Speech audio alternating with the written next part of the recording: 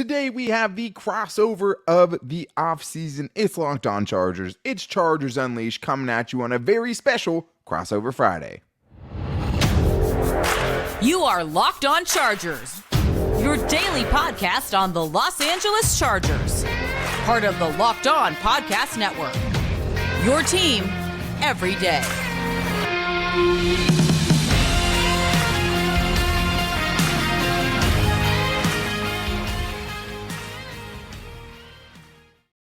What is up, and welcome into the Locked On Chargers podcast. I'm your host, Daniel Wade, joined as always by my co-host, David Drogemeyer, and we've been covering the Chargers together now for 7 seasons, but this is our 5th season as a host of the Locked On Chargers podcast, bringing you your team every day. Thank you guys, as always, for making this your first listen, and to make sure you never miss the show, go subscribe or follow for free on the Locked On Chargers YouTube channel, and listen wherever you get your podcast. Today, it's the Locked On Chargers Unleashed Crossover Friday. We haven't had any crossovers in a while. We are missing them.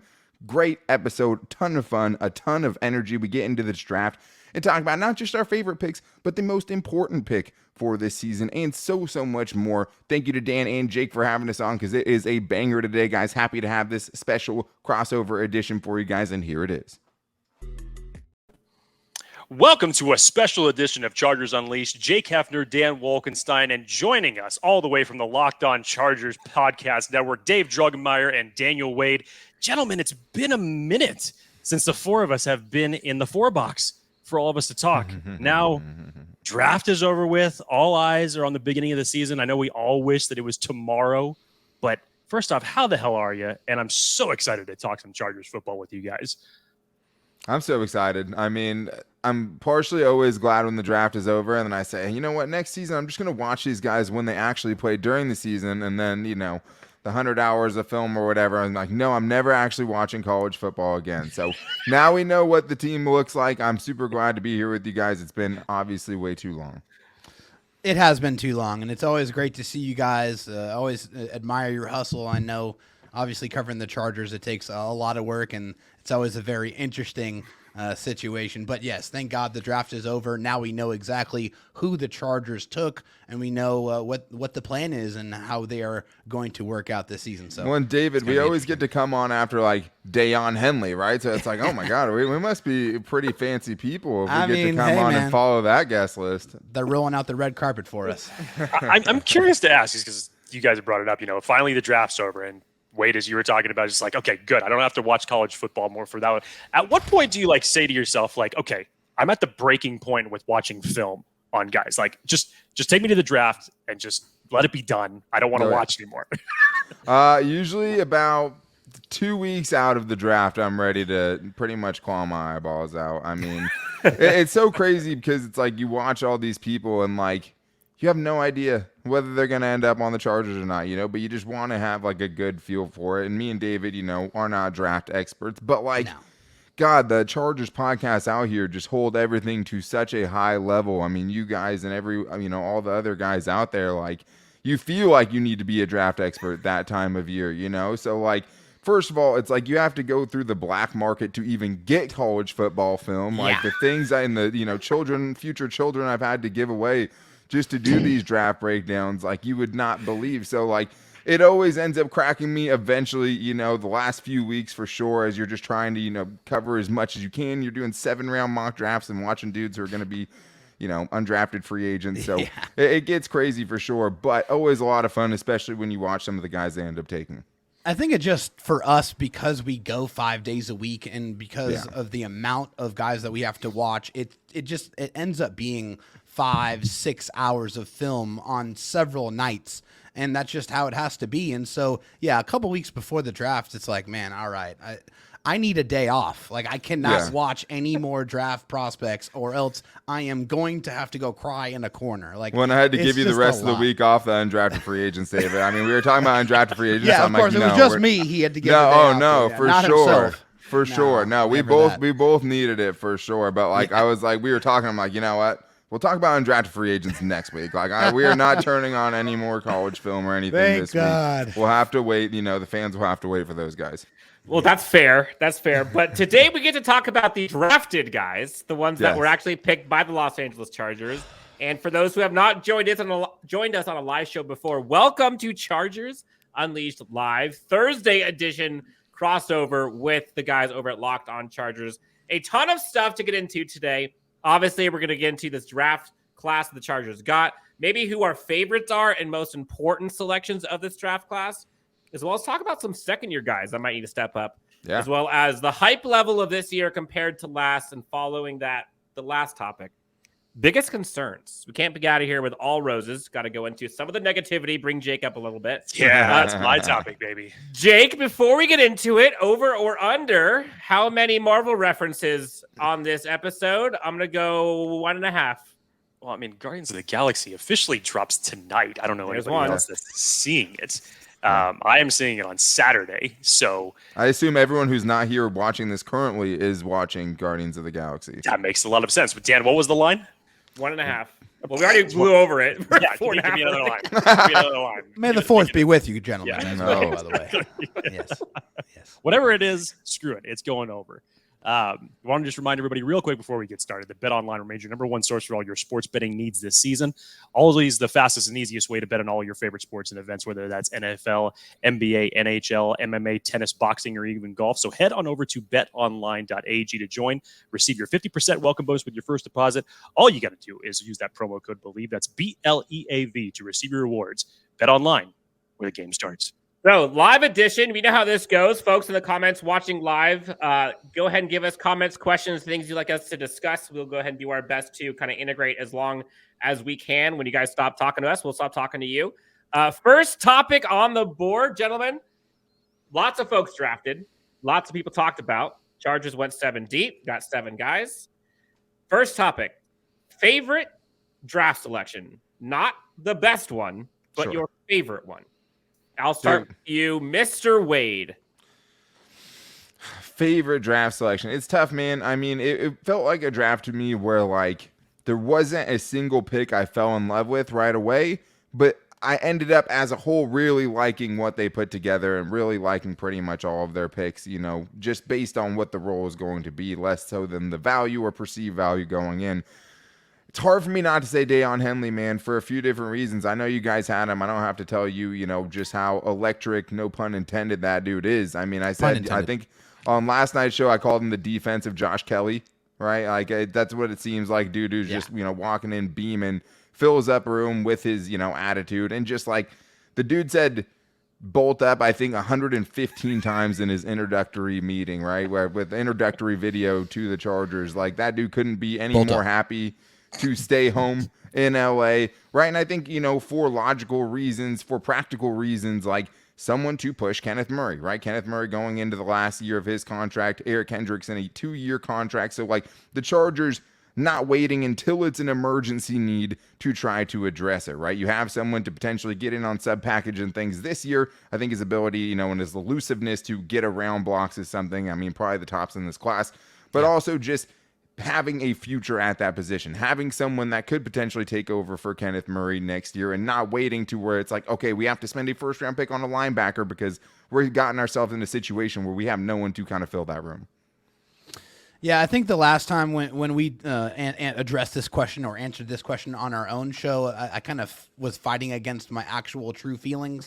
I think my favorite draft pick in this draft is one of my draft crushes is Darius Davis, the kick returner, punt returner out of TCU. I think I said Tuli on another show, on one of our shows, which honestly, it's Darius Davis because he's electric, man. What he's going to bring to the special teams, you know, we've had a guy that was good at kick returning but bad at punt returning. We've had a guy that's good at punt returning and bad at kick returning. I'm hoping that Darius Davis is going to come in here and be electric at both, and I am definitely meaning pun intended. I mean, this is a guy that averaged over 15 yards per punt return in college. Lightning in a bottle. Just unbelievably fast. I mean, you saw the video, I'm sure, on social media where he was running over 23 miles per hour.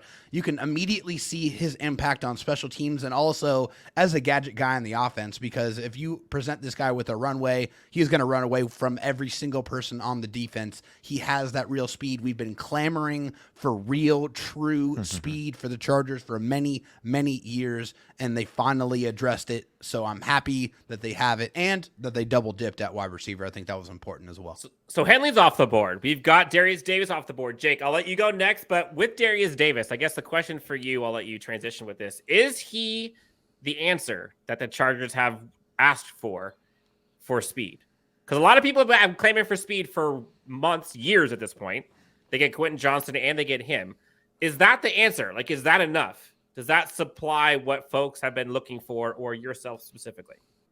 Before we get back to this Locked On Chargers Unleashed crossover, I do need to tell you guys about the best protein bar that I've been secretly snacking during this entire crossover episode, and that is Built Bar, the protein bar that tastes like a candy bar. I don't know if you guys have tried their very secret new flavor yet. Peanut butter puff. Taking a bite of a peanut butter cloud is the best way that I could describe it. And that's the great thing about Built Bars is you're having something that is a little vacation away from your diet. You're biting into a dream. You're biting into what you think you should be able to eat. And you're getting a bar that has only 130 calories for most bars, 4 grams of protein, 4 grams of sugar, and 17 grams of protein. You shouldn't be able to have things that are, flavored snickerdoodle chunk, right? Or cinnamon churro puff on your diet. But with Built Bar, you can get all those things. And now you can even find them at Walmart and Sam's Club. Go pick up a 4-bar box. Go pick up a 13-bar box that has peanut butter brownie in it. That's one of my favorites for sure. And make sure, if you want to, you can still go online and save some money. Since you listen to this show, go to BuiltBar.com. Use the promo code LOCKEDON15 to get 15% off your next order. I mean, it gives you encouragement to know how Brandon Staley used DeAndre Carter last year.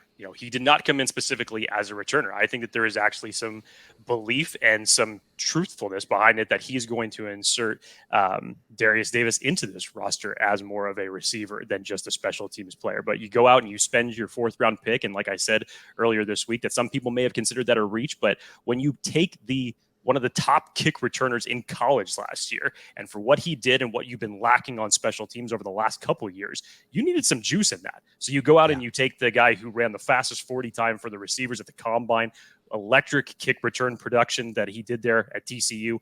I think it was a fantastic pick. Is it exactly what we need? Obviously, time will tell, but I mean, on paper right now, and I hate to use that phrase, it looks good as it stands right now. So I think that they were, Dan, to take a word from you, responsible with those picks. I think they knew what they needed. I think Kellen Moore has an idea of how he's going to integrate everybody here into this offense. Transition to my favorite pick. It's really a toss-up because I know I've talked about Tuli so much, and just as far as the fit goes, the versatility that he brings to this defense, how Brandon Staley is going to use him, I really like the possibilities for that. However, Scott Matlock is really growing on me. Scott Matlock is rapidly growing on me, dude. I just love this guy's attitude. Are you a soul taker as well? I would love to be a soul taker, but I'm not big and ugly and mean and nasty like him, dude. And those are his responsibilities. I will leave those to him, but I'm excited to see what he's going to do, man. As a rotational piece, you come in, you wear 99, you look like Max Crosby's doppelganger. Like, I'm ready to see some nastiness in the middle of this defensive line with him, along with Sebastian Joseph Day, with Austin Johnson, with Morgan Fox. This could turn out to be a really nasty interior defensive line, and I love it. We have Mark Matlock in the comments. I have to ask, is Mark at all related to the other, I don't know, better or worse, Scott Matlock? Mark, let us know in the comments. Are you related, or is this just a fun name that you guys have? Or is he just a Matlock stan? There we go. What is it? Hey, stan accounts are welcome here. You guys took a bunch of them. Honestly, I think for me, since I don't want to double up, Tuli Tuipulotu, I think, is one that is probably going to be undervalued at the beginning, but I think is going to be incredibly important for this coming season. We talked about it going into last season, Jake, you and I had said I felt that the edge position was the weakest and most concerning for me in terms of depth. And as soon as one of those two guys, as much as we like Chris Rumpf, as much as like the rest of the guys, they're not those two. And the drop-off between those was glaring when you saw Joey Bosa out. Now having edge, it's amazing how we are able to look at these picks and you could argue all of them aren't starting. And that's the sign of a quality team.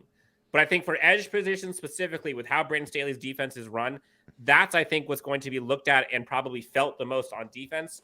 It might not be the sexy one that you see going crazy sideline to sideline, but being able to have a rotation and being able to give these guys some time to where they're not going to get hurt so often or have more opportunities to get hurt as often, I think it's going to be a big one. Let's get into some of these comments real quick. Questions apparently Guardians. Everyone's wanting to see the Guardians movie. Folks want to talk about Week 1 stats. We'll see if we can get into that later on in a second. Thomas Costello asks, JJ, what are the odds, or do we stand pat? I'll go with you, Wade. Do you think JJ happens? Oh, do I think it happens? Do I want it to happen? Yes. It's hard, man. I mean, I feel like everything they've put out there is, how much they like the group they have, but at the end of the day, it's 3 deep, right? I mean, it's JT Woods, it's Derwin James, and it's Alohi Gilman. I mean, Raheem Lane, very, very small sample size. Who knows what he does in training camp, right? But it seems like one of the shallowest positions coming out of the draft that wasn't addressed. I would do it. It's so hard to say if they would do it. Lindsey Theory reported before the draft that they were interested, right? That there were some talks, so it shows me at least that they're open to it. I would say yes. I'm going to say yes. Okay. Next question we've got from Prismatic Artistic Magic. This one will go to you, David. Who wins the backup quarterback job, Stick or Duggan? And should we let go of Chase Daniel? Yeah, I mean, I think going into this year, I think it's going to be Easton Stick that's going to be your guy. I think you look at the contract and he's going to have a little bit more money there. I mean, not a whole lot, obviously, but I think that this is a situation where you have Easton Stick as your backup quarterback and you carry Max Duggan on the practice squad to eventually be that cheap successor for Easton Stick and be your kind of backup quarterback of the future for Justin Herbert. They're not putting Duggan on the practice squad. Also, Chase Daniel's already gone, right? I mean, right. That's what they said. Okay, yeah. Since they let go, I mean, yeah. I don't know if they would risk Max Duggan on the practice squad just because, hey, then he's free game, right? You can protect people. I'm just sometimes. so tired of seeing 3 quarterbacks. I know on what the you want, 53, David, man. but we've talked about this. We know what's gonna happen. As much Can't as we like stand it or don't like it, it's what's gonna happen. They're gonna carry all 3 of them, but I think the level playing field of a new offense, does that give Max Duggan a chance? Being able to play with his guys, does that give Max Duggan a chance for the backup? Yeah, it gives him a chance. Yeah, maybe we'll see. Weapon X asks, Mr. Wade is related to Mr. Matlock, right? It's got to be the ginger beard. Yeah, I mean, unfortunately, I'm not a redhead, though. I'm just a red face. So I don't know. I don't think that we're related. I mean, sometimes we have the same crazy look in our eyes, but I also have never snatched a soul, but who knows? You go back far enough, you find some things. Gray Lange, I'm guessing that's how you pronounce it. I'm not sure what origin this is from. Where do you rank this draft class at first glance? Telesco has been here 10 years now. Great question. This is one of the topics, so we'll kind of skip ahead. We'll go to this one. Jake, you're a draft nut. We all are. This draft was a little different feeling than we've seen in years past. I've said responsible, targeted. Where do you rank this draft class in recent years? Yeah, as a whole, Dan, I told you I was very impressed with this draft. I thought 95% of it outside of the last selection, I was very happy with. We've had other ones where it's like, you get the Rashawn Slater, Asante Samuel Jr. pairing, and then it's, the dreaded 3rd pick that we're all waiting for. Really, when you look at it, it's like, oh my God, they got value. They didn't reach in the 3rd round this year. And then they continued to add valuable depth pieces after that. I mean, I'm not going to lie, dude. I was extremely happy after this draft was done. And everybody making their snap judgments that they think that this is the best or the worst draft that Tom Telesco's ever done before these guys take a snap. I advise you highly go back and look at the 2014 draft and tell me how that panned out. Yeah. No, I mean, it's so tough, too, because, we know what some of these people are now, right? Like we're judging draft classes of guys how we know how they panned out versus guys that we have no idea and versus guys who maybe have incomplete grades like, Isaiah Spiller and JT Woods. Like, how can you put a grade on those dudes right now with the incredibly small sample size you've seen from them, right? I mean, to me, like I said, in the moment, there wasn't a single pick where I was just jumping out of my chair for, right? I mean, I liked pretty much every pick and understood pretty much every pick as it happened. Darius Davis caught me by surprise for sure. Max Duggan felt like it was destined to be. I was bracing myself for that one after the Darius Davis pick, but I'm waiting for the TCU mascot to come over too. Yeah, I mean, I'm sure there was a couple other guys that slipped away probably right before they could take him. I mean, you're going to take 3 TCU guys and not get Trey Tomlinson? You're not going to get an actual, family bloodline of one of your best players ever, arguably your best offensive player of all time. So at least he's still in LA, right? Just with the Rams. I don't know if that makes us feel better or worse about it. That's not good. He's still wearing blue and yellow? I don't know. Weapon X, TCU West, baby, dominate every game except championship games. I guess there's a question here for you, Mr. Wade, I believe. Let me see if I can find it. I have a question. Most likely will happen. Which one of these will most likely happen? Quentin Johnston, 7 touchdowns, 800 yards, or Tui has 7 sacks, 3 forced fumbles. Atir is my favorite caller into our show. So shout out to Atir. I love you.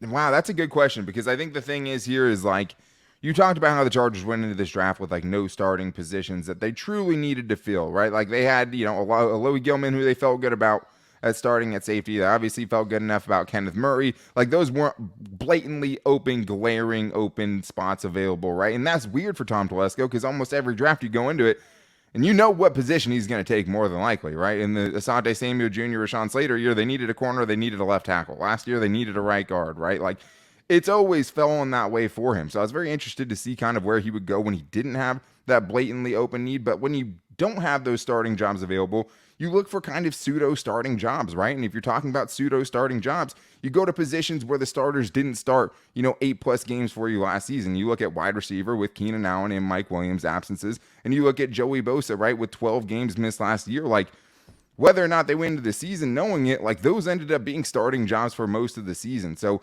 I think out of those numbers, I would have to say Tuli, because I think, higher chance of him having to go into a starting role very early on in the season to me. And especially with wide receiver, Keenan Allen, Mike Williams goes down, you're going to have Josh Palmer step in, right? Like, and it's still going to be kind of a 3-headed thing, you would assume, even if Quentin Johnston wins the wide receiver 3 camp job coming out of camp, right? So I think when the other competition is Chris Rumpf, like, I think Chris Rumpf is probably less competition to Tuli than Josh Palmer is to Quentin Johnston. So that's my, weird way of getting to, I guess, Tuli in this situation. But both would be insane numbers for either of them to put up. This question is going to go for whoever wants to answer it first. So raise a hand while I ask it. Again, if you guys are watching, tuning in live, hit the like and subscribe. Does a bunch to help us out. Is there any enthusiasm, asked James Wagner, over any of the undrafted free agents? This has been a crazy time these last couple of weeks. So some of us may not have wanted to look and have chosen not to look at UDFAs. Some of us are insane, ridiculous, and have seen some of them. Sure. Who's raising their hand first? That's going to talk about UDFAs. Go. There you go, Wade. So I'll get to talk about one of them because it's Gerard Clark, the defensive tackle, giant-bodied dude. I mean, just someone you could see, especially with, the injuries to Austin Johnson and obviously Tito Abonia, having a better chance, if those dudes can't start the season healthy, to have a shot.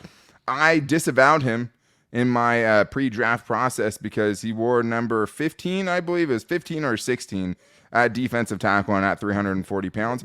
So I said, I cannot do it with this guy. I'm taking him off my list. And I went with a different, 7th round. I think I went with Broderick Martin or someone. That's a very Colin Cowherd take there, Wade. It's always like they're either wearing like short sleeve polos or the hat's turned backwards. Like, no, he's off my board.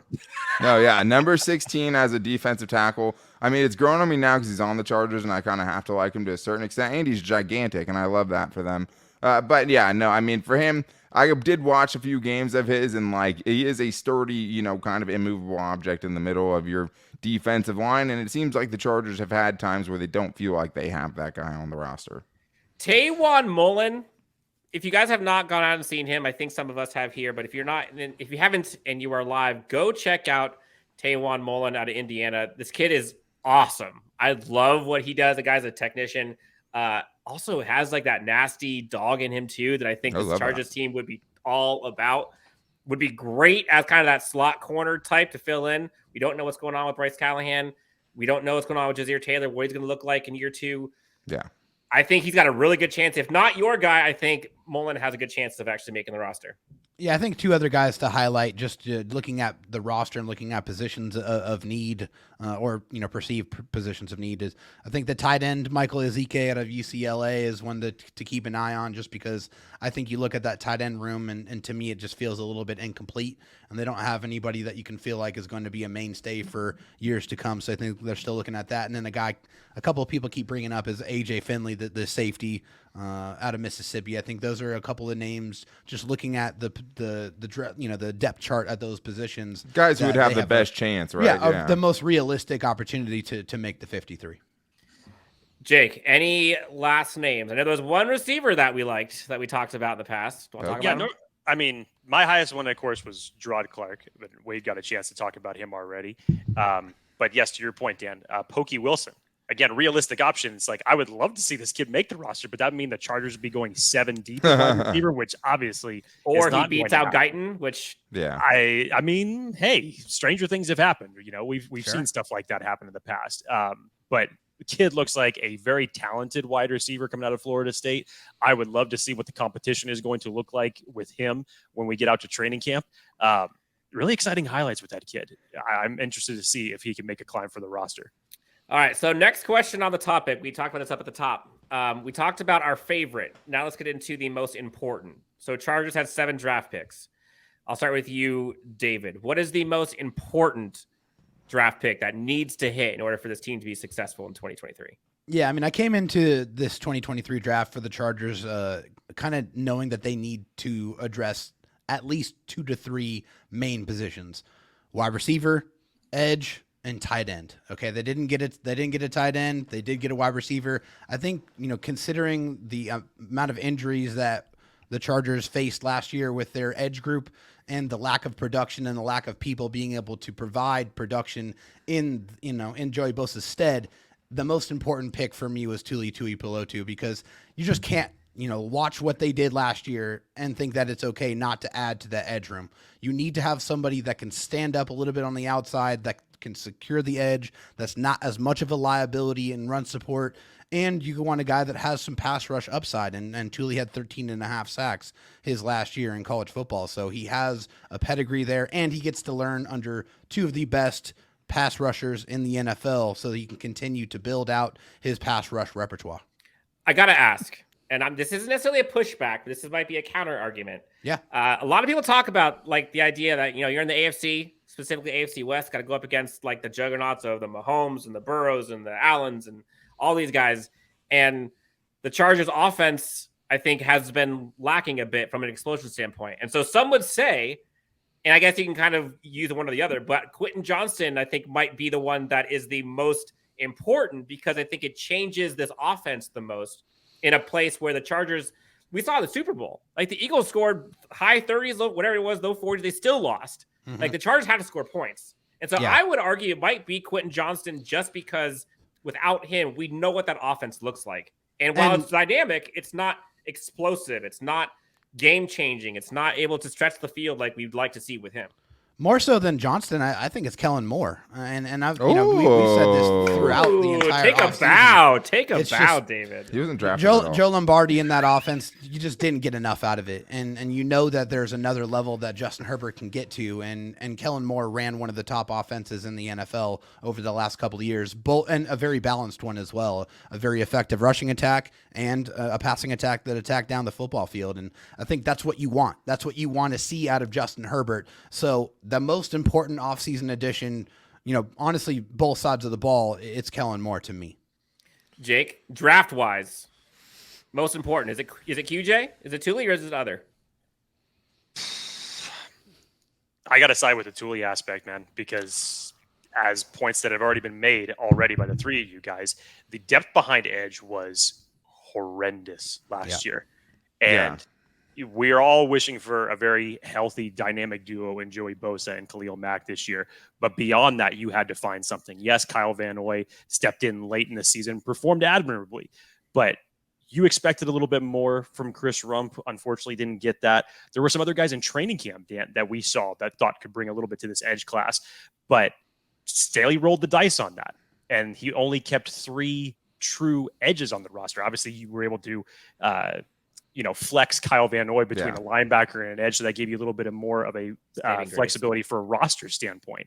But you needed some juice behind that. And once Bosa went down, there just was nothing. Khalil Mack was getting double-teamed every single week. Triple-teamed. Yeah. Opposing offenses were just able to impose their will on this defense. So the up front pass rush. Chargers need to get to the quarterback. That dictates so much on what impacts the rest of the defense, both at the linebacker spot and the secondary. So to me, in year one, I think that this is Tuli's spot to get. And I hope that it's a learning process too, right? Like you hope that it's Brandon Staley kind of learning, because when he was asked about the edge rushing position last year, when they just, were saying, hey, Kave Noy is a linebacker for us, what did he say? He said, our edge rushers are going to play 85 to 90% of the snaps for us. Yep. Our premium guys are going to play 85, 90% of the snaps for us if they're on the field, right? Until they don't. Exactly. But I have to come to my boy Dan's defense here. Us Dans are sticking together on this one. To me, it's Quentin Johnston. And I get what all the arguments are, but like when you look at outside of Kellen Moore, right, what is the other big offensive addition that this team has made? You brought back Trey Pipkins, right?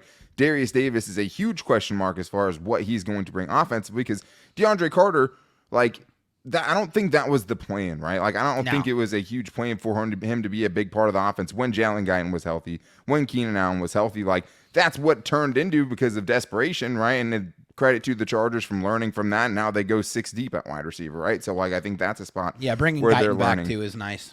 And, like, the other big thing going with, like, the Kellen Moore thing, the thing that made me happiest is I was able to convince myself they picked this dude because Kellen Moore wanted this dude, Quentin Johnston, in the first round. He had this choice between the next 3 receivers after JSN, and this is who he went with. And I'm inclined to, want to let him have whatever he wants. Find the weapon he thinks is going to fit the best, right? If he thinks that's his CeeDee Lamb or whatever version of that, go for it. Because if you're going to pick between those 3 guys, get the guy that's going to fit Kellen Moore's offense the best, because that's the one you're rolling out this season. And I think it is the best potential upgrade to this Chargers offense. I don't see where it comes from outside of Kellen Moore. If you're just talking personnel, where is the other explosive receiving option for Justin Herbert? We needed that going into this draft. They had to get it, and now that they got the guy, that one has to work out for this offense for me to go to the next level. Obi-Wan Kavobi. Oh, yeah, we're 6 deep, baby. Got a lot of comments in here. I honestly can't even keep up. Karina's got a bunch of lightning bolts. 7 Oh, no. I don't know if I want my wife next to the one that says we're 6 deep. I think there's an answer sign on that. Jorge Rodriguez, shout out. Crossover episode. Super excited. Jacob Sanders comes in. What do you all think happens at wide receiver next season? Do you think Keenan Allen gets extended? Mike Williams gets cut? Jake, we'll go to you on this one. It's a hard pill to swallow, but I think it all but guarantees that at least one of them will not be on the roster next year. Pick your poison on that. I would probably side that Mike Williams remains. He would be the one that stays.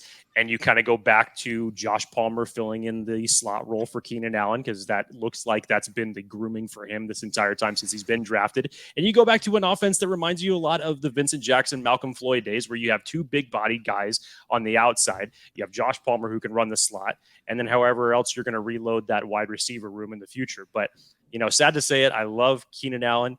But just the way that everything has gone with all the restructures and him getting up there in age, it just makes the most logical sense that would be the case. I'm going to disagree with you. Well, does it matter what happens this year too, right? I mean, I feel like that could be part of it too. It's a fair argument.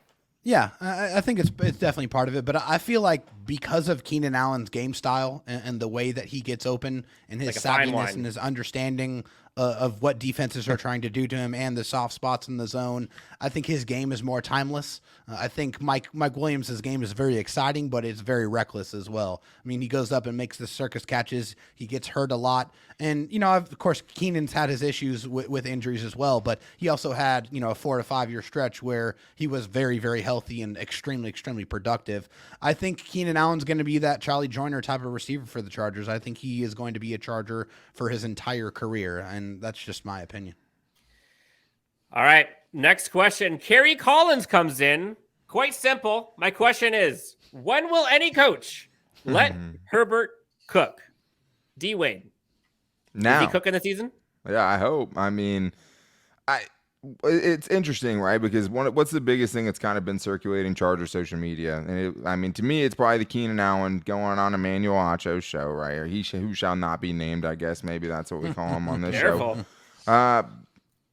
And what he said about him, right? And Justin Herbert kind of taking ownership for himself and kind of doing more of whatever Justin Herbert wants to do and kind of taking things into his own hands, right? Like, I think that will probably have to be a part of it too. Like, it has to be, it takes 2 to tango, right? Like, To me, it's Kellen Moore and Justin Herbert finding a way during this short offseason, installing a new offense to gain enough trust with each other to where Justin Herbert feels like he can create on his own and cook out of structure, right? But also that Kellen Moore is not going to reprimand him for that, right? Or like that he's going to encourage him to kind of go off on his own sometimes, to go a little bit more off script. Because it's like, I mean, look at the Tennessee Titans game, right? Like when he goes off script at the end of the game, like when he just had to have it and they would just like find a way to get this ball down the field, he rolls out to the right, buys himself time, and puts a needle down the sideline 40 yards down the field on the money, right? Like, so we know that works. He has to be encouraged to do that, though. Like, to me, I think Kellen Moore has to, as a former quarterback, help Justin Herbert want to let Justin Herbert cook, right? Like, I think he has to coax him a little bit out of that show. And I think Kellen Moore having, really brought Dak Prescott to prominence, right? And really had to kind of nurture him and allow him to go make mistakes, which Dak Prescott made many last year, right? Obviously, Dak Prescott last year was not afraid to make mistakes. He was throwing picks all over the field. Now he has Justin Herbert. Can he coax him a little bit? Can he bring him out of his show and let him know, hey, I'm going to give you the best ways for me, how I think you should be able to succeed. But some of it just has to be you and being the special kind of player that you are.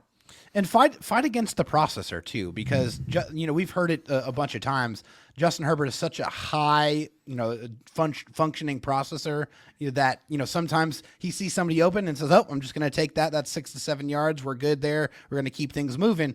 You got to try to say, "Hey, Justin, take that extra beat. Take that chance down the football field. You have some of the rarest arm talent in the National Football League. Trust it. You have the ability to make those crazy throws.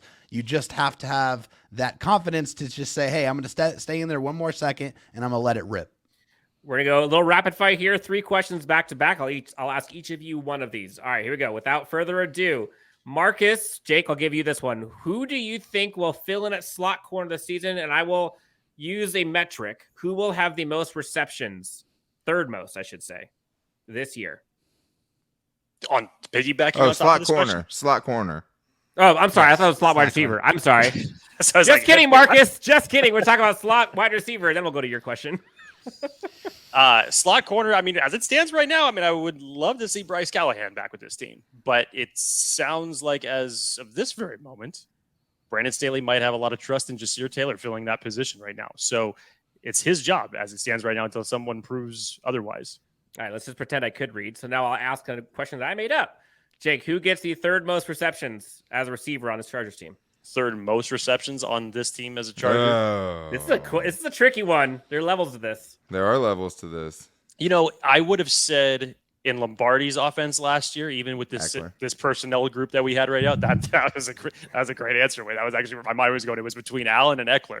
But if we're talking about this offense with Kellen Moore, obviously you would expect the running game to be a lot better. You would expect these downfield throws to come a lot more. Dare I say Josh Palmer? Dare I say Josh Palmer? Third. Dare I say Josh Palmer? Wow. David, I'll let you rebuttal. Who's number 3 at wide receiver in catches? I can see Josh Palmer being that guy just because if anybody gets hurt, I think you automatically go Keenan and Mike being 1 and 2, but I think that's where it really gets interesting with Quentin Johnston into the mix here. I think we all know what Jalen Guyton's role in this offense is. He's going to, stretch the field and go deep. And I feel like his route running has gotten better, but I think I'm going to go with Quentin Johnston. I think that, Kellen Moore picked Quentin Johnston or had a hand in picking Quentin Johnston because, like Daniel said, he already had a role in mind for what he was going to look like in his offense and how he was going to utilize him. So I think they're going to want to get him involved and get him comfortable and get him going. So I'm going to go with QJ. Jake, David. This is right up your alley. This is right up your alley. Jake, true or false? Moore will be Chargers head coach in 2024. What say you? Then somebody true or false? You got me, one word. Somebody better tell me whether or not the Chargers are making the playoffs. Which, if they do, which we expect them to do, and they better, then Staley's the head coach next year. Is that the bar? Is that the bar right now? Hang on, take it back. They win a playoff game. Playoff game. Sorry, let me correct myself. False. Right? False. I see this all the time. It pops up in our comments all the time. Will Kellen Moore be the Chargers head coach? Like, I don't understand the process of when that happens. Like, you could probably go back to like the 60s AFL and find a coach that took over, right, a head coach's job as an offensive coordinator, but like, this is not the regular. Like, people are usually package deals, first of all. Like, if a new guy even comes in for Brandon Staley next year, he probably gets his own offensive coordinator, right, if they're that bad. Fair. But the thing is if Kellen Moore, how is Kellen Moore going to show that he's so good that he should be the Chargers head coach, but have the Chargers do bad enough or poorly enough for them to, right, like, to not make the playoffs or something like that? Like, if Kellen Moore comes in and their offense is a juggernaut, like, and then they're not going to win games. So, like, I don't know. I don't see how that could possibly catch 22. Happen. Well, and it's the Tom Telesco of it all, too. I mean, if the GM is still here, I mean, that's a big part of this. I mean, who knows? You might not have a head coach or a defensive coordinator off. I mean, you might have to replace the entire staff. So I think there's just a lot that goes into that. Kellen Moore could be a head coach for a team next year. Oh, yeah. If the Chargers offense does well. Definitely. Yes. Absolutely. Yes. David, Thomas Costello asks, few spots we needed depth. Are we happy with the tight end room? No, I'm not happy with the tight end room. I've already said this. I feel like, I like the potential of the room, but that's all it's really been for me. I mean, Gerald Everett had a decent year. I want to see more out of Donald Parham, and unfortunately, Trey McKitty needs to show me some things because last year was a down year for him. So, no, I don't feel good about it. I don't feel like there's enough depth there, and I don't know if there's enough players that we can say are going to be able to establish that relationship long term with Justin Herbert. I'm higher on Gerald Everett than I think a lot of people are, and I think there's uncapped potential there with him. Would I like to see That's more? That's the thing with Gerald Everett, though, man. There's always more untapped potential. He's always gotten better. Sure, and he has incrementally. Yes. I like. Only got 1 year Gerald left Everett on the deal too. Is the future of tight end on the Chargers roster right now? No. See, that's something you felt like you might be able to find in this draft, right? Yeah. Like, not only someone that could, everyone wants to talk about first year production. Like, for the long game, right? To go to what I was saying earlier, like, you're going to get to a spot next year where you're going to have Trey McKitty going into his final year, right? Gerald Everett's going to be a free agent. Donald Parham's going to, who knows? Like, truly, who knows what we're going to see? Like, is Donald Parham going to do enough in his fourth season to make you forget about all the other 3 seasons for you to say, hey, this guy is the guy for the long haul? Like, seems unlikely. And I think that's the bummer of this draft. And we're going to get to that, right? Like, what are you feeling? What do you feel like you're missing still after the draft? Tight end was definitely one of the top things on my list because, like, I get it. You couldn't fill every need, right? You couldn't help both sides in the trenches and get, a tight end and a receiver and edge rusher, right? Yeah. It would have been very unlikely. But I don't think the future is in that room right now. So, and it's hard to know kind of what you're going to get from every guy outside of Gerald Everett in that room. Jake? You can't be happy with it, man. There's so many question marks as it relates to this tight end group. And we knew going into this draft that it was a huge priority for this team to bolster that group with someone with unique dynamic blocking yet receiving talent. And this was the class to do it in. People were saying this was the deepest tight end class that they had seen in years. Everybody was predicting it. And Tom Telesco said that too. Exactly. He was the one position that he actually went in depth in during his press conference was tight end. And just like the year before, when everybody thought that the Chargers were going to go out and get speed at wide receiver, it didn't happen.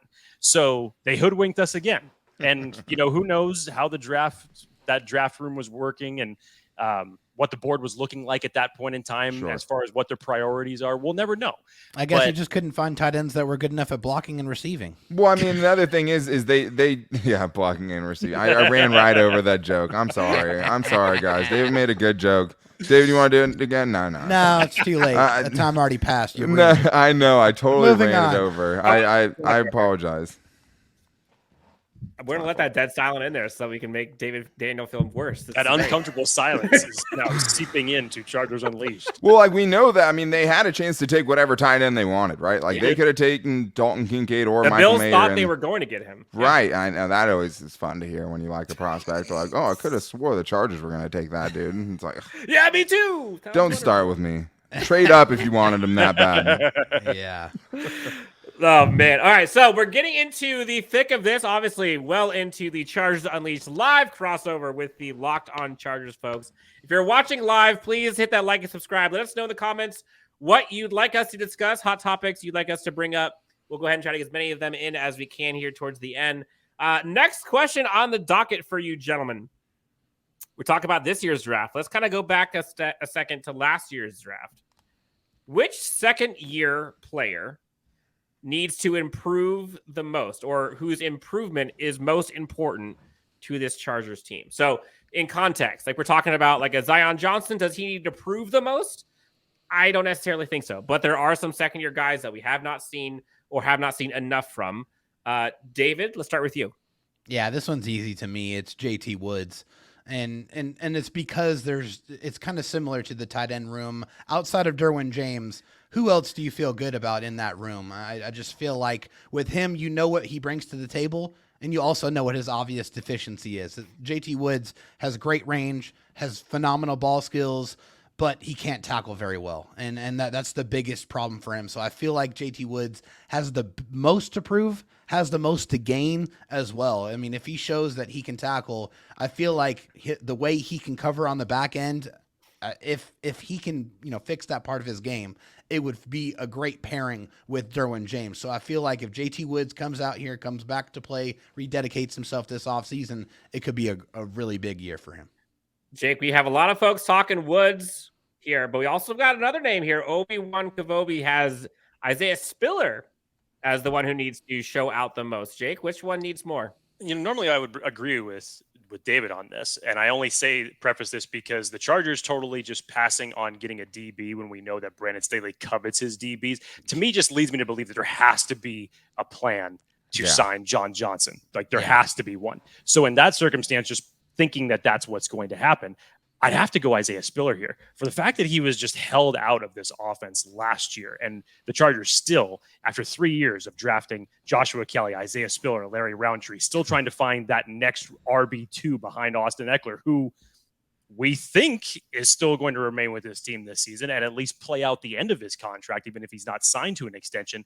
We need to see what the Isaiah Spiller project's all about because we didn't get a fair enough chance to see it last year. And I would love to see that in a Kellen Moore-led offense with his priorities and getting this running game back on track. So I definitely say he's going to be a focal part of this offense, two-headed monster with Austin Eckler. So I would love to see what he's got. Dan Wade, I have a question for you. It's a little bit of a curveball here, but could it be Jamari Sawyer? And the reason I'm asking, we've seen Jamari Sawyer play tackle in the NFL. We have not seen him play one snap of guard. Do you put him in that category?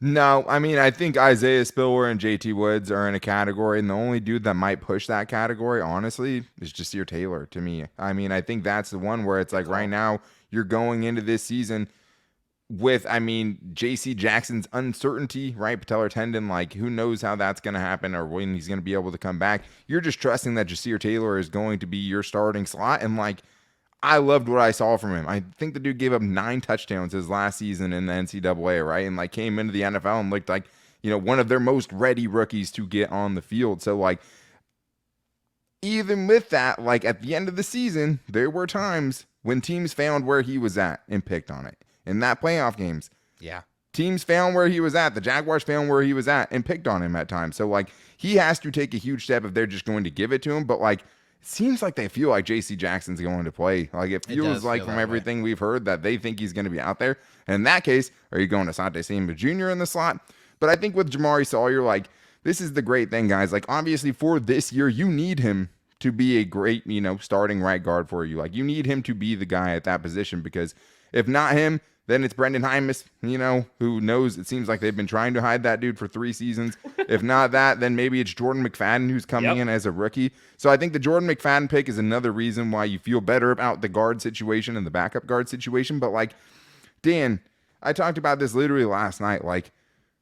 The very worst case scenario, right, with Jamari Sawyer, if he's terrible at guard, if he's worse than Matt Filer, both of those things seem highly unlikely, right? It feels like you're going to get an upgrade almost no matter what at that position with most of that season from Matt Filer. You have an elite swing tackle. You have a tackle as your swing tackle, right, which is a position people want to talk about all the time. They have their swing tackle. It's Jamari Sawyer to me. And when you have that dude as a 6th-round pick, for 3 more years on a rookie contract, there's just literally no way that the Jamari Sawyer pick can go bad at this point. You got a guy in the 6th round who's going to give you some kind of value no matter what. And realistically, they might have 2 swing tackles. We don't know what Jordan McFadden looks like, but like that might be the answer there too. Where I asked at the beginning of the season, I would love to have this offensive line go 7 deep. And it seems like right now there's 6 deep for sure. I should say 5 deep, 6 deep, hopefully with McFadden. After that, that's where the questions start. And I don't know, but again, Rome wasn't built in a day. Got to figure that out. How, I guess on that note, you mentioned J.C. Jackson. How bullish are we on J.C. Jackson? Do we feel, I mean, all this stuff is looking great, way ahead of schedule from what I've seen. Yeah. Like, what should fans be expecting? Like, should they expect him week 10? Should they expect him training camp? Like, somewhere in between? Like, what do you guys predict?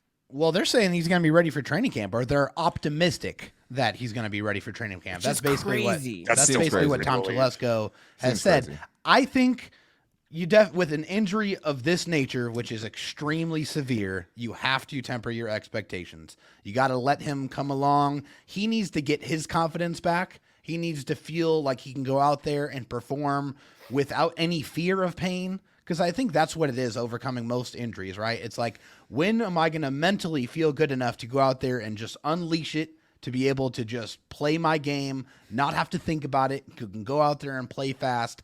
I think you just need to give him some time to show that. I think, hopefully he's ready to play, but you just don't know what version of J.C. Jackson you're going to be getting after that very serious injury. Does this team have an athletic trainer? Can we answer that first? I'd like Do to they know. have a new athletic trainer yet? Because I haven't seen that news roll across the scroll. I mean, it's so tough because it's not just about the patellar tendon injury, which you've seen, has really hindered athletes going forward, or at least there are a lot of cases of athletes not being the same dude after a really serious injury like the one that J.C. Jackson had, right? And then you also have to couple that, Dan, with the fact that when he was on the field, he wasn't good for the Chargers, right? Like, he got benched for Michael Davis. Like, I was as optimistic as anyone else after watching him and what he did last year at training camp. Yeah. That this dude was going to fit right in. He looked great. He was, telling Justin Herbert that Justin Herbert doesn't want to throw his way at training camp because he was afraid to get picked off, right? Like, that's how good that dude was up until the weird, ankle heel surgery, whatever, and like whatever that was. Sure, like a weird, obvious, like growth of some sort, like just something that could only happen to the Chargers, right? Their CB1 they just paid all this money for is now, getting a growth removed that didn't stop him from having 17 interceptions the 2 seasons prior to that one. So, like, that's the hard thing that's coupled with this is not just when he can come back, but, like, can he come back? Can he start again? And can he actually look like the player he was before when he was with Bill Belichick in New England? Like, that's a lot of layers to that. Now, we got 2 more topics here. One is going to be more in the positive nature. One is going to be more in the negative nature. Jake, I will let you decide. Positive first or negative? Why would you give it to him? You know what he's going to say. Right. I mean, knowing him, You know what? I'm going to say this. We'll end it on a very lighthearted note. Okay. So go ahead and give me the negative one first. Smart man. All right. So everything's all peaches and cream, all roses. There are some concerns. We've talked about the tight end position being a level of concern for us. Let's talk about concerns moving forward between now and week 1. Dan Wade, start with you. So, I mean, there's different ways you could attack this. If you're talking positionally, for me, it's tight end, and then it's safety, and then it's corner. I think 3 positions where you have the biggest question marks that you did not go and address, right? Like, at least at linebacker, you can say, okay, well, let's see with Daiyan Henley, right? At least with the defensive line, you're like, well, I don't want to stand across from Scott Matlock, so maybe they're okay there, right? But, like, those 3 positions to me are the ones that I'm most concerned about. And, like, maybe once I finally crack into these undrafted free agents, I'll feel a little bit better about it. But at the same time, like, if we're talking about not positionally and not just because of the draft, like, maybe it's not, well, can the defense be good enough to keep up with what Kellen Moore's offense is going to do, right? Can the defense just be good enough to not spoil what we hope to see and the improvements we hope to see from this Chargers offense? Because I get the Matt Money Smith theory, right? Add as much as you can to your offense and make teams try to play catch up and keep up with you, right? Because you're going to have to do it anyways. You see the Eagles go and smoke the best defense in the league with the 49ers only to get their second best defense in the league, the Eagles, smoked by the Chiefs, right? So I see where the league is going. Can this defense do enough in these games, stay healthy enough? Can this be the year Brandon Staley's defense? Can it, translate from that 4-game winning streak enough to kind of give this team a legitimate chance to not just be a great offense, but a great team? David, I'm going to ask you this question before you go to yours. What is good enough for the defense, statistics wise? Like, where do they need to be? Yeah, I mean, I think it's hopefully just a run defense that's a middle of the pack. I would be happy about.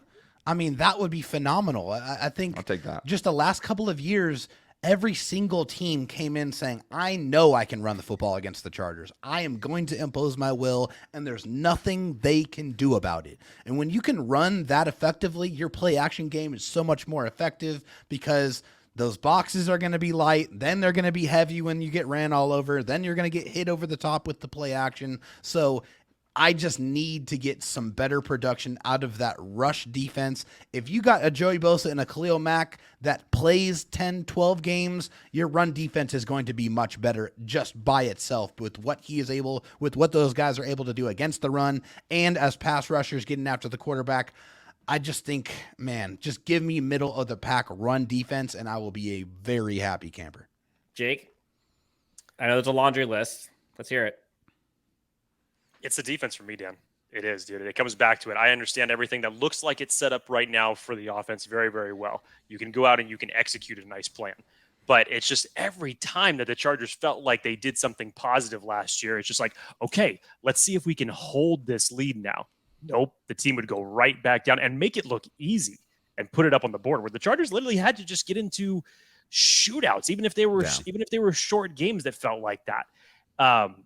But I'm interested to know that Derek Ansley should be rolling the clips, as Drugmeyer was talking about. I would have a sizzle reel of every 40-yard rip that opposing offensive players ran against my defense, and that would be the first thing I'd be playing in training camp because Sebastian Joseph Day and Austin Johnson and all those guys are going to watch that and say, we got to be better at the run defense. And that was one of the biggest hindrances of this team throughout the entirety of the year. Even when the defense looked good, man.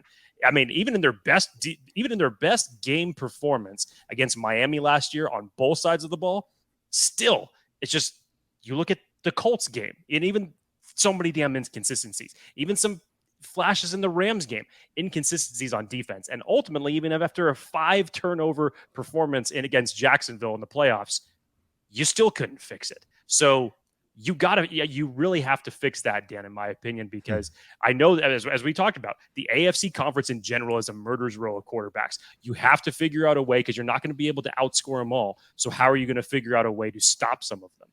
Chargers got an international guide today, by the way, guys. What are your Say thoughts? His name, Dan Wolkenstein. I can't say his name. No, I'm terrible with names. That's why I'm not saying it. Don't put me on the spot. You saw me try to do Tuli. I'm not doing it. Talk to us about him. Do you think he has a chance? I mean, I think if you're going to go to an NFL team, go to the team that has one of the longest storied traditions of keeping undrafted free agents. Go to the team that kept Storm Norton and Donna Parham from the XFL, right? I mean, the craziest thing is like now that Gerard Clark's in the room, now you got crazy-ass Scott Matlock in the room. Like, that looks like it's going to be an incredibly heated training camp battle. Not even to talk about Christopher Hinton and, David Moa, guys who were getting snaps at the end of the season last year. And not only that, but, like, the depth that they could get on the practice squad because of whatever the fallout is at that position. That is an incredibly thick position. Or deep position, girthy position, whatever kind of word you want to use for it. But I think girthy is his favorite word, by the way. I mean, that's on this show too, huh? That's in our shows as well. Yeah, I mean, I'm a girthy guy, so like, I think if he can find his way onto the practice squad, like, I think that's a huge win. I'll definitely be rooting for him for sure. And it's at least a position group where there's some uncertainty there. Austin Johnson recovering from a major injury, Tito Abonia recovering from a major injury. So you got to look at the opportunity and that, like Dan said about the free agents and, just the amazing storied tradition that we have there, being Chargers fans. He's huge. The Chargers organization. Like, the defensive line is a position group where, if you're good enough, you could crack the 53 or, make the practice squad. So, yeah, there's a chance there. I'm going to do my best here. I'm going to butcher this. Is it Basil Okoye? I think you're pretty close there. I feel like the Okoye part, like, we've seen enough Okoyes in the NFL to feel good about that one, right? So I feel like that's good. I'm going to go with Basil. Basil. Ooh, that sounds better. Okay. I know, there's some French African names, you know what I mean? That's what I'm going with. Very true. Very true. Jake, so I guess now, are there any other concerns you have before we get into the high or notes? I could have dropped into specifics, but obviously Wade talked about it with the secondary. I totally feel that. You feel a little bit better with the Daiyan Henley depth at linebacker, but Kenneth Murray, we know he's not being his 5th-year option is not being picked up, so it's a huge year for him to see how he's going to perform next to Eric Kendricks. But just the defense as a whole, man, that really is one glaring concern when you look at the way that this offense is built. Kellen Moore as the offensive coordinator looks like it's ready to roll. So defense is still the glaring one. I want to ask you guys, before we get into our final topic about just the overall hype of this season compared to years past, position that you think is the biggest battle in training camp. Because I think receiver is there. I think you got, obviously, interior defensive line up there. Running back, I think, is still probably going to be there a bit. Biggest position battle. Corner, you got like 7 of them. Yeah, I think it's defensive line. I think there's a lot of guys that are going to be in that room battling it out for the kind of the back end, the 5th, 6th, 7th guy in that room. I think there's a lot of, up in the air situation going on there. So I think there's a lot of opportunity for the defensive line. So I think that's going to be a pretty heated battle. Mr. Wade, do you agree?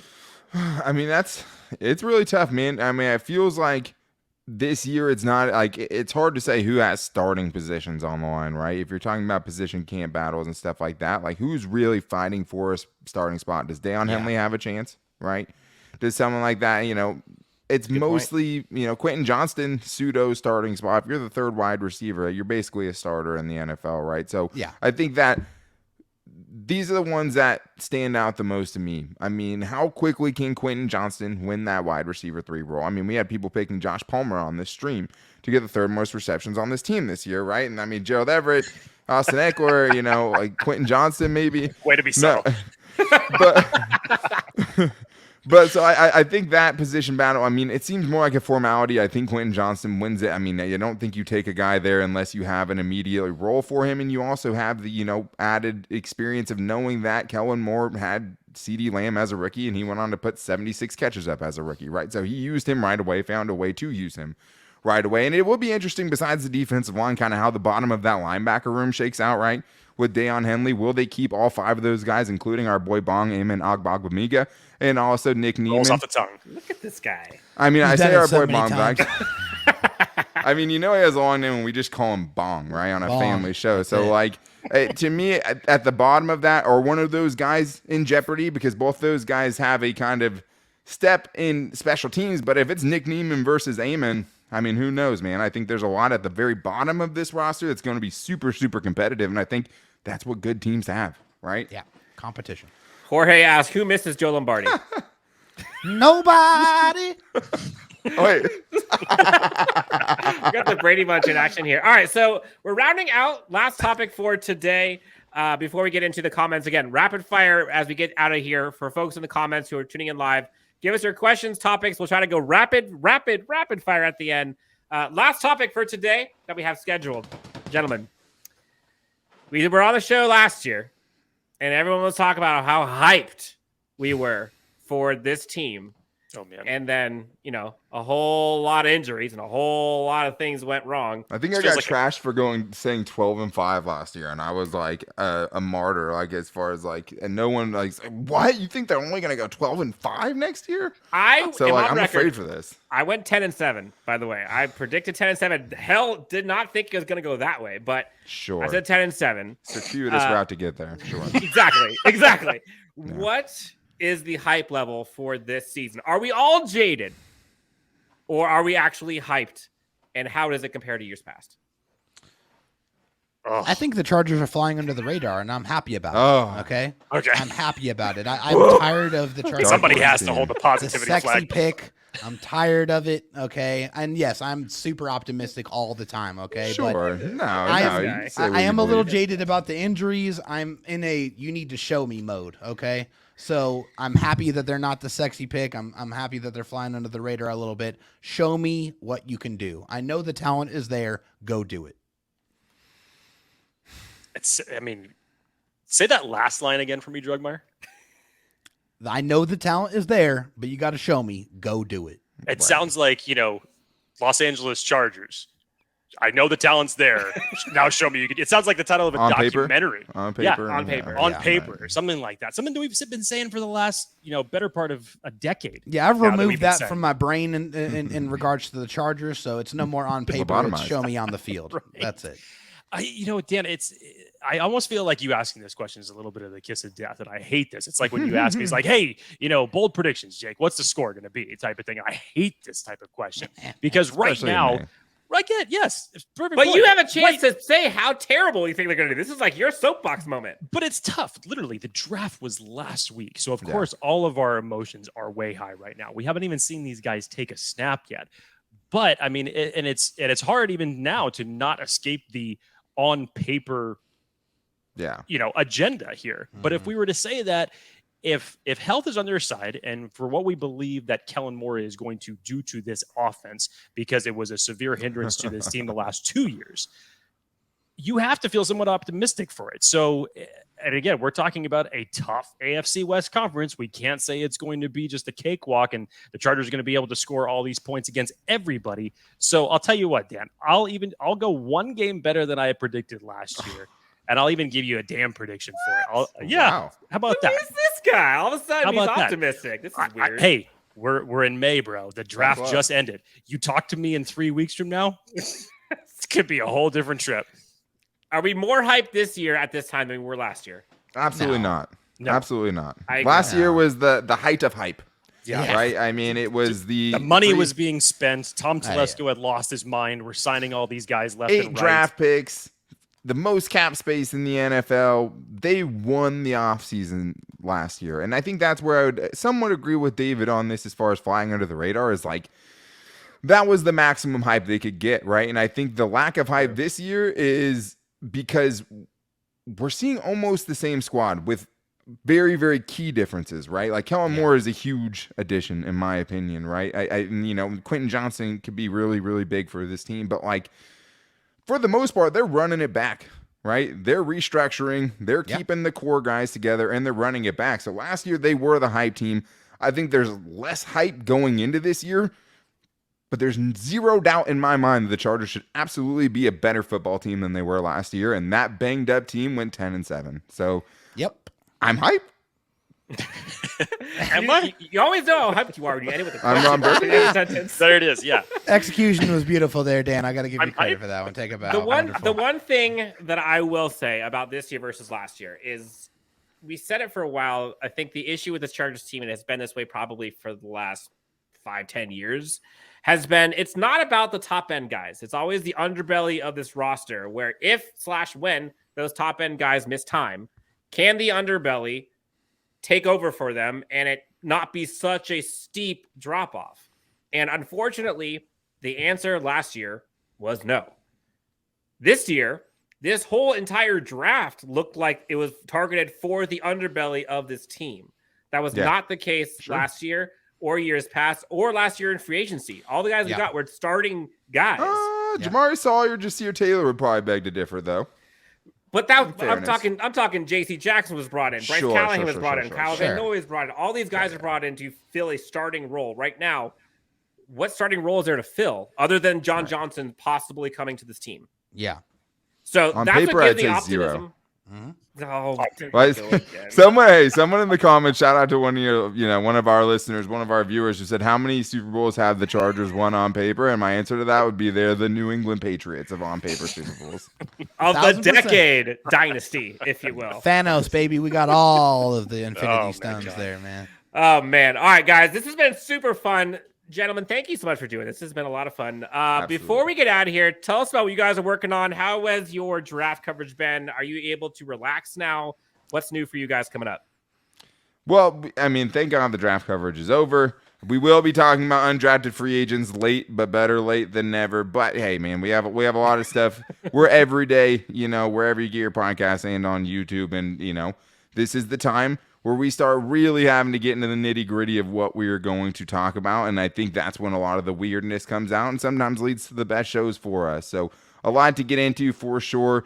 And a really, really exciting season, right? I think, besides Jake, we're all pretty hyped about the Chargers right now. So, a lot to be excited about. indulge in as much Chargers content as you possibly can. Just truly throw yourself into it. There's so much good content out there, so many good content creators in this community, and I'm just, really proud of you guys and like how much you guys have grown during the process of when we knew you.